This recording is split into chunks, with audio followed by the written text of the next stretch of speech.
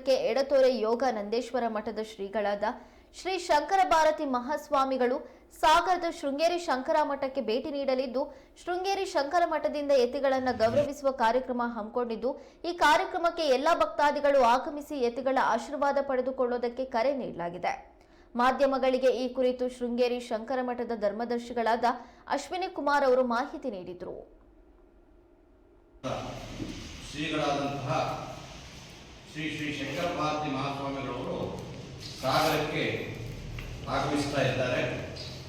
ಅವರು ವಿಜಯದಶಮಿಯಿಂದ ಇಲ್ಲಿಯವರೆಗೆ ಉತ್ತರ ಭಾರತ ಮತ್ತು ನೇಪಾಳದ ಯಾತ್ರೆ ಮುಗಿಸಿಕೊಂಡು ಬರ್ತಾ ಇರುವಂತಹ ಸಂದರ್ಭದಲ್ಲಿ ಅವರಿಗೆ ಮಾಡಬೇಕು ಅಂತ ಹೇಳುವಂಥ ಒಂದು ಸಂಕಲ್ಪವನ್ನು ನಾವೆಲ್ಲರೂ ಸೇರಿ ಮಾಡಿದ್ದೇವೆ.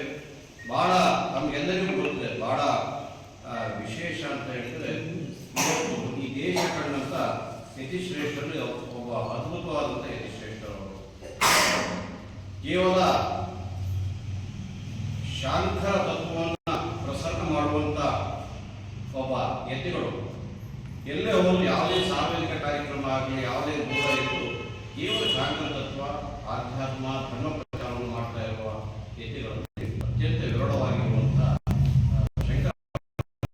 ಸ್ವಾಮಿಗಳು ಇತ್ತೀಚೆಗೆ ಈಗ ಯಾತ್ರೆ ಮುಗಿಸಿಕೊಳ್ಳುವ ಸಂದರ್ಭದಲ್ಲಿ ಅಯೋಧ್ಯ, ಆಮೇಲೆ ನೇಪಾಳದ ಕಾಠ್ಮಾಂಡು, ಮುಕ್ತಿನಾಥ, ಈ ರೀತಿ ಅನೇಕ ಸ್ಥಳಗಳನ್ನು, ಕಾಶಿ ಯಾತ್ರೆ ಮುಗಿಸಿ ಬರ್ತಾ ಇದ್ದಾರೆ. ಅವ್ರ ಬಗ್ಗೆ ಒಂದು ಮಾತು ಹೇಳು, ಅಯೋಧ್ಯೆಯ ರಾಮ ಮಂದಿರ ಪುನರ್ಪ್ರತಿಷ್ಠೆ ಆಗಿರುವಂಥ ಸಂದರ್ಭದಲ್ಲಿ ನಮ್ಮ ಕರ್ನಾಟಕಕ್ಕೆ ಅತ್ಯಂತ ಎರಡು ವಿಷಯದಲ್ಲಿ ನಾವು ಹೆಮ್ಮೆಯನ್ನು ಪಡಬೇಕು.